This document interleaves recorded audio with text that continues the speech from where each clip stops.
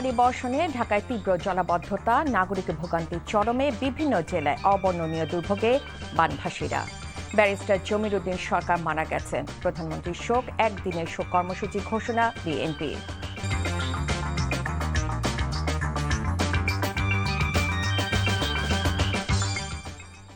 আসসালামু আলাইকুম, রায়কা আল হোসেন স্বাগত জানাচ্ছি এনটিভির দুপুরের খবরে। আই গ্যাস ইউনাইটেড শিরোনাম দেখছিলেন, এবার চলুন পুরো খবরে। রাত থেকে টানা ভারী বর্ষণে তীব্র জলাবদ্ধতায় সপ্তাহের প্রথম কর্মদিবসে কার্যত স্থবির হয়ে পড়েছে রাজধানী ঢাকার জনজীবন। সকাল থেকে বিভিন্ন এলাকায় সৃষ্টি হয় জলাবদ্ধতা, ফলে চরম ভোগান্তিতে পড়েন অফিসগামী মানুষ, নিম্ন আয়ের কর্মজীবী কিংবা জরুরি প্রয়োজনে বের হওয়া নগরবাসীরা। জলাবদ্ধতা, যানজট ও যানবাহনের সংকটে নাগরিক দুর্ভোগের চিত্র তুলে ধরেছেন আবির আহমেদ। সকালে সময় যত গড়িয়েছে তত স্পষ্ট হয়েছে রাজধানীর চিরচেনা জলাবদ্ধতার চিত্র। প্রধান সড়ক থেকে অলিগলি বৃষ্টির পানিতে একাকার। কোথাও ধীরগতির যানবাহন, কোথাও দীর্ঘ যানজট, আবার কোথাও পানি মারিয়ে গন্তব্যে ছুটছেন মানুষ। গুরুতর অসুস্থ মানুষকে হাসপাতালে নেওয়াটাও বড় চ্যালেঞ্জ। বৃষ্টিতে ভিজে জলাবদ্ধতা পেরিয়ে হাসপাতালে পৌঁছানোর চেষ্টা, সঙ্গে সময় মতো চিকিৎসা পাওয়ার অনিশ্চয়তা। এটি শুধু জলাবদ্ধতা নয়, সময় আর ভোগান্তিরও হিসাব। গন্তব্যে পৌঁছাতে মানুষের ঘন্টার পর ঘন্টা অপেক্ষা, আর বৃষ্টির সাথে প্রতিদিনের সংগ্রাম। সপ্তাহের প্রথম কর্মদিবসে ভোগান্তিতে পড়েন কর্মস্থলমুখী কিংবা জরুরি প্রয়োজনে মানুষ। গণপরিবহনের সংকট, জলাবদ্ধতা আর যানজট, তিন সংকটে নাকাল নগরবাসী।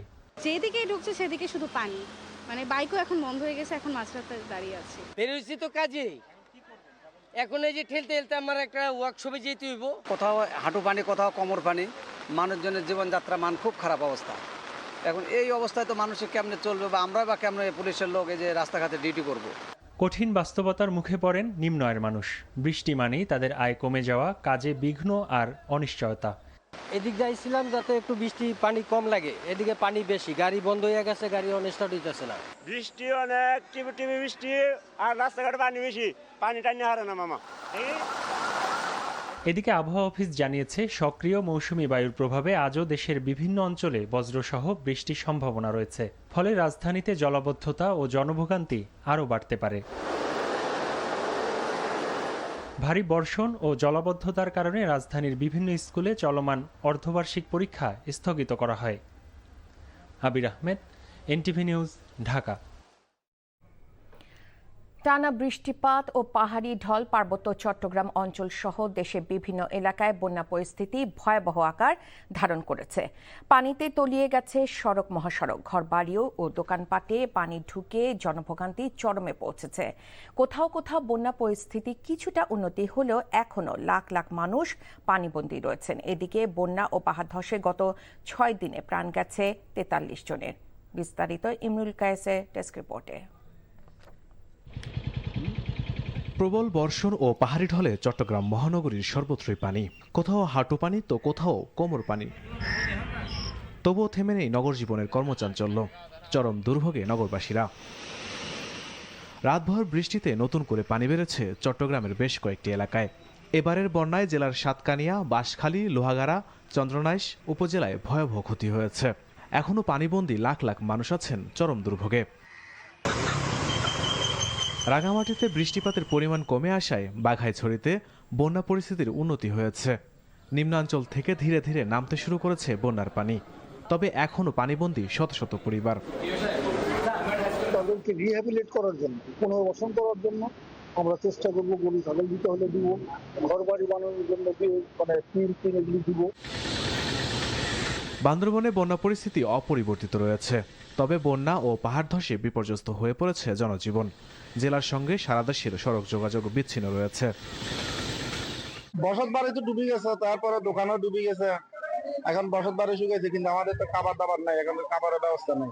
আমার কোনো থাকার ব্যবস্থা নেই, কোনো খাওয়ার ব্যবস্থা নেই, বাচ্চা কাচ্চা লইয়ে এই জায়গায় দাঁড়ায়। বন্যা পরিস্থিতির উন্নতি হয়েছে খাগড়াছড়িতে। পানি নামতে শুরু করেছে জেলার বেশ কয়েকটি উপজেলা থেকে, তবে দীঘিনালার বেশ কয়েকটি স্থানে জলাবদ্ধতা রয়েছে। পানিবন্দী আছে প্রায় 1.5 শতাধিক পরিবার। কক্সবাজারের চকরিয়া, পেকুয়া ও মাতামুহুরী উপজেলার বন্যা পরিস্থিতির উন্নতি হয়েছে। তবে এই 3 উপজেলার 50টি গ্রামের মানুষ তীব্র জলাবদ্ধতার দুর্ভোগ পোহাচ্ছে। হবিগঞ্জে বন্যা পরিস্থিতির ধীরে ধীরে উন্নতি হলেও ক্ষয়ক্ষতির নির্মম চিত্র ফুটে উঠেছে।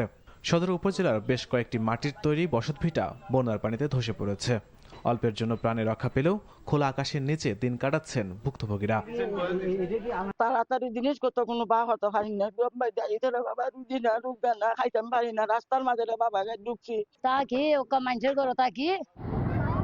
দেশের পূর্বাঞ্চলের মৌলভীবাজার ও সুনামগঞ্জের বন্যা পরিস্থিতির উন্নতি হয়েছে। নদ-নদীর পানি কমতে শুরু করায় ফুটে উঠেছে ক্ষয়ক্ষতির চিত্র। Imrul Kayes, NTV news desk. এই মুহূর্তে রাজধানীর আগারগাঁও এলাকা থেকে যোগ দিচ্ছেন সিনিয়র করেসপন্ডেন্ট নিয়ামুল আজিজ সাদেক। সাদেক, বৃষ্টিপাত নিয়ে আবহাওয়া অফিস নতুন কি তথ্য দিয়েছে সে সম্পর্কে আমাদের জানান। রায়কা, কিছুক্ষণ আগে আমরা কথা বলেছিলাম আবহাওয়াবিদ ওমর ফারুকের সাথে। তিনি বলেছেন যে এই যে মৌসুমী যে বৃষ্টিপাত, বিশেষ করে 100 মিলিমিটারের উপরে যে বৃষ্টিপাত, বা এটি খুবই স্বাভাবিক, কারণ এই জুলাই সময়টা হচ্ছে প্রচণ্ড বৃষ্টিপাতের সময়। তার সাথে লঘুচাপ রয়েছে, লঘুচাপে 400 মিলিমিটার পর্যন্ত বৃষ্টিপাত হওয়াটা তিনি বলছেন স্বাভাবিক, এবং এটি আগামী মাসের শেষের দিকে এই বৃষ্টিপাতের পরিমাণ কমে যেতে পারে বলে তিনি জানিয়েছেন। আর আপনার এর প্রভাবে আপনাকে যদি দেখাতে চাই, এখানে কিছুক্ষণ আগে আমরা দেখেছি বেশ কয়েকটি গাড়ি বিকল হয়ে গেছে, এবং এই যে ফ্লাইওভারতে এই যে মেট্রো রেলের নিচের অংশটা দেখছেন, এর পরবর্তীতে কিন্তু বড় অংশ জুড়ে জলাবদ্ধতা রয়েছে। সাধারণ মানুষের ভোগান্তি তো আছে, যারা অফিসগামী কিংবা অন্যান্য জায়গায় যাবেন তাদের ভোগান্তি পোহাতে হচ্ছে, বাড়তি ভোগান্তি, তার সাথে যানজটের সৃষ্টি হয়েছে। একই সাথে এখানে যানবাহনের পরিমাণও আমরা কম দেখতে পাচ্ছি, যেসব যানবাহন আছে সেগুলো বেশি ভাড়া হাঁকা হচ্ছে। একই সাথে স্বাভাবিক যে জীবনযাত্রা সেটি কিন্তু ব্যাহত হচ্ছে। আর আপনাকে যদি আমি মতিঝিল বা ফার্মগেট অথবা শাহবাগের কথা বলি, সেখানে কিন্তু হাঁটু পরিমাণ পানি জমে আছে, যে কারণে অনেকগুলো গাড়ি সেখানে বিকল হচ্ছে এবং একটা বড় ধরনের জট লেগে আছে। আর এই বৃষ্টিপাত কিন্তু স্বাভাবিক গতিতে আগামী মাসেও চলবে এবং থেমে থেমে বিভিন্ন সময় চলবে। তবে লঘুচাপের কারণে যে অধিক বৃষ্টিপাত, বিশেষ করে ঢাকায় আজকে 82 মিলিমিটার পর্যন্ত রেকর্ড করা হয়েছে 12টা পর্যন্ত, সেটি কিছুটা কমে আসবে, কিন্তু সময় সময় কিন্তু বড় ধরনের বৃষ্টিপাত বা ভারী বৃষ্টিপাত সেটি কিন্তু হতে থাকবে, এই কথা আবহাওয়াবিদ জানিয়েছে। রায়কা, জানছিলাম বৃষ্টিপাত নিয়ে আবহাওয়া অধিদপ্তরের তথ্য সম্পর্কে। ঢাকার আমিনবাজার এবং ঢাকার দক্ষিণ সিটি কর্পোরেশনে মাতোয়াইলে 2টি বর্জ্য থেকে বিদ্যুৎ উৎপাদন প্রকল্প দ্রুত এগিয়ে নিতে নির্দেশ দিয়েছেন প্রধানমন্ত্রী তারেক রহমান। সকালে সচিবালয়ে প্রধানমন্ত্রীর দপ্তরে এ সংক্রান্ত সভায় নির্ধারিত সময়সীমার মধ্যে 2টি প্রকল্পই বাস্তবায়ন এবং পরিবেশ বান্ধব প্রযুক্তির সর্বোত্তম ব্যবহার নিশ্চিত করার উপর গুরুত্ব দেওয়ার নির্দেশ দেন তারেক রহমান। চীনে সিএমইসি গ্রুপ আমিনবাজারে এবং দক্ষিণ কোরিয়ার B&F কোম্পানি ঢাকার দক্ষিণ সিটি কর্পোরেশনে মাতোয়াইলে বর্জ্য ব্যবস্থাপনা ও বিদ্যুৎ উৎপাদন প্রকল্প বাস্তবায়ন করবে। এটি বর্জ্য ব্যবস্থাপনার উন্নয়নের পাশাপাশি জলবায়ু পরিবর্তন মোকাবেলা এবং বৈশ্বিক উষ্ণায়ন প্রশমনে গুরুত্বপূর্ণ অবদান রাখবে বলে আশা প্রকাশ করা হয় সভায়।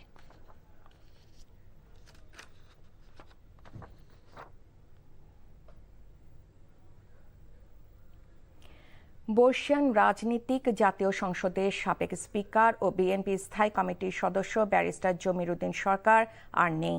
ইন্না লিল্লাহি ওয়া ইন্না ইলাইহি রাজিউন। আজ ভোরে রাজধানীর একটি হাসপাতালে 94 বছরে চিকিৎসাধীন অবস্থায় শেষ নিঃশ্বাস ত্যাগ করেন প্রবীণ এই রাজনীতিবিদ। তার মৃত্যুতে গভীর শোক প্রকাশ করেছেন প্রধানমন্ত্রী, বিরোধী দলীয় নেতা, স্পিকার ও ডেপুটি স্পিকার সহ বিভিন্ন রাজনৈতিক দলের নেতারা। এদিকে আগামীকাল একদিনের শোক কর্মসূচি ঘোষণা করেছে বিএনপি। তার কর্মময় জীবন সম্পর্কে কিছুটা তুলে ধরেছেন জাহিদ রহমান। ব্যারিস্টার জমির উদ্দিন সরকার 1931 সালের 1 ডিসেম্বর পঞ্চগড় জেলার তেঁতুলিয়ার নয়াবাড়ি গ্রামে জন্মগ্রহণ করেন। ঢাকা বিশ্ববিদ্যালয় থেকে MA ও LLB ডিগ্রি অর্জন করে 1961 সালে উচ্চশিক্ষার জন্য যুক্তরাজ্যে যান এবং লন্ডনের লিঙ্কনস ইন থেকে বার অ্যাট ল ডিগ্রি লাভ করেন। পরে দেশে ফিরে যুক্ত হন আইন পেশায়। তার রাজনৈতিক জীবনের সূচনা ছাত্র অবস্থায় 1945 সালে ছাত্র ফেডারেশনের মাধ্যমে। প্রতিষ্ঠাতা সদস্য হিসেবে শহীদ রাষ্ট্রপতি জিয়াউর রহমানের সঙ্গে গণতান্ত্রিক বাংলাদেশ গড়তে যুক্ত হন জাতীয়তাবাদী দল বিএনপিতে। শুরু থেকেই দলের সর্বোচ্চ নীতি নির্ধারণী ফোরাম জাতীয় স্থায়ী কমিটির সদস্য হিসেবে দায়িত্ব পালন করে আসছিলেন এই রাজনীতিবিদ। মাননীয় স্পিকার বাংলাদেশ জাতীয় সংসদ। বর্ণাঢ্য রাজনৈতিক জীবনে ব্যারিস্টার জমিরুদ্দিন সরকার মোট 5 বার জাতীয় সংসদের সদস্য নির্বাচিত হন। যদি আইনের শাসন না থাকে, যদি গণতন্ত্র না থাকে এবং যদি দেশের সার্বভৌমত্ব না থাকে, তাহলে what is the existence of the state or the existence of the respectability of the people in the country. সাবেক রাষ্ট্রপতি জিয়াউর রহমান, আব্দুস সাত্তার ও সাবেক প্রধানমন্ত্রী বেগম খালেদা জিয়ার মন্ত্রিসভার দায়িত্ব পালন করেন প্রয়াত এই জনপ্রতিনিধি। আইনের কোনো ব্যবহার হয়, তিনি গণপূর্ত ও নগর উন্নয়ন, পররাষ্ট্র এবং ভূমি মন্ত্রণালয়ের প্রতিমন্ত্রী হিসেবে এবং শিক্ষা ও আইন মন্ত্রণালয়ের মন্ত্রী হিসেবে দায়িত্ব পালন করেছেন। 2001 সালের 28 অক্টোবর থেকে 2009 সালের 25 জানুয়ারি পর্যন্ত অষ্টম জাতীয় সংসদে স্পিকার হিসেবে এবং 2002 সালে অস্থায়ী রাষ্ট্রপতি হিসাবে রাষ্ট্রপ্রধানের গুরুত্বপূর্ণ দায়িত্ব পালন করেন ব্যারিস্টার জমিরুদ্দিন সরকার। তার মৃত্যুতে শোকের ছায়া নেমে এসেছে দেশের রাজনৈতিক অঙ্গনে। Zahid Rahman, NTV news, Dhaka.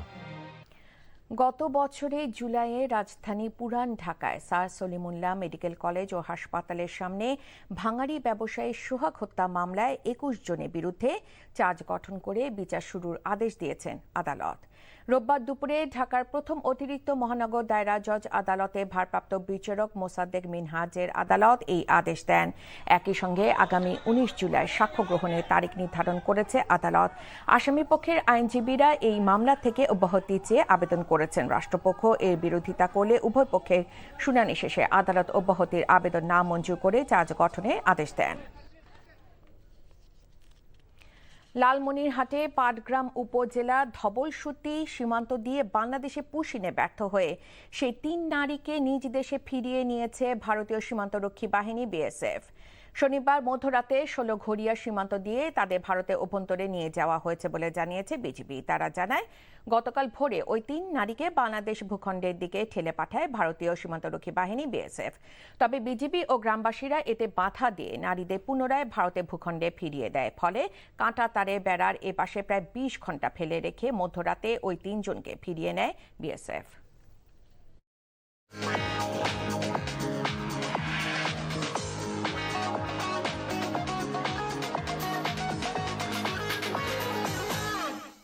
Mercantile bank অর্থনীতির খবর। অর্থমন্ত্রী বলেছেন, আইএমএফ এর আগে ঋণ কর্মসূচি থেকে সরে এসে জনগণের স্বার্থে নতুন করে ঋণ কর্মসূচিতে যুক্ত হতে চায় সরকার। আওয়ামী লীগের সরকার যে ঋণ কর্মসূচি নিয়েছিল তা জনগণের স্বার্থ সুরক্ষা করা হয়নি বলেও মন্তব্য করেন তিনি। সাংবাদিকদের প্রশ্নের জবাবে অর্থমন্ত্রী বলেন, আইএমএফ এ আগে কিস্তির টাকা পাওয়া নিয়ে চিন্তা নেই, দেশে বিনিয়োগ বাড়াতে ভিসা নীতি পরিবর্তন দরকার বলেও জানান তিনি। এর আগে আইএমএফ এর মিশন প্রধান ইভো ক্রুজনারের নেতৃত্বে একটি প্রতিনিধি দল নতুন ঋণ কর্মসূচি সম্ভাব্যতা যাচাই, অর্থনৈতিক সংস্কার ও সামষ্টিক পরিস্থিতি নিয়ে অর্থ সচিবের সঙ্গে বৈঠক করে। এদিন অর্থমন্ত্রীর সঙ্গে বৈঠক হবার কথা থাকলেও সাবেক স্পিকার ব্যারিস্টার জমিরুদ্দিন সরকারের জানাজার কারণে পূর্ব নির্ধারিত বৈঠকটি বাতিল হয়। 2023 সালে আইএমএফ এর অনুমোদিত পূর্ববর্তী ঋণ কর্মসূচির কিছু অংশ এখনো বকেয়া রয়েছে। খবর শেষ করছি, যাবার আগে আই গ্যাস ইউনাইটেড শিরোনামগুলো আরো একবার জানিয়ে দিচ্ছি। ভারী বর্ষণে ঢাকায় তীব্র জলাবদ্ধতা, নাগরিক ভোগান্তির চরমে, বিভিন্ন জেলায় অবর্ণনীয় দুর্ভোগে বানভাসীরা। বর্ষিয়ান রাজনীতিক ব্যারিস্টার জমিরুদ্দিন সরকার আর নেই, প্রধানমন্ত্রীর শোক, একদিনের শোক কর্মসূচি বিএনপি। এই ছিল দুপুরের খবরে। এই খবরের ভিডিও সহ আপডেট জানতে ভিজিট করুন এনটিভি অনলাইন www.ntvbd.com। এছাড়াও এনটিভির জনপ্রিয় সব অনুষ্ঠান ও খবরের আপডেট জানতে ভিজিট করুন আমাদের ইউটিউব ও ভেরিফাইড ফেসবুক পেজ। 5টায় দেশে খবর দেখার আমন্ত্রণ রইল। ধন্যবাদ সবাইকে।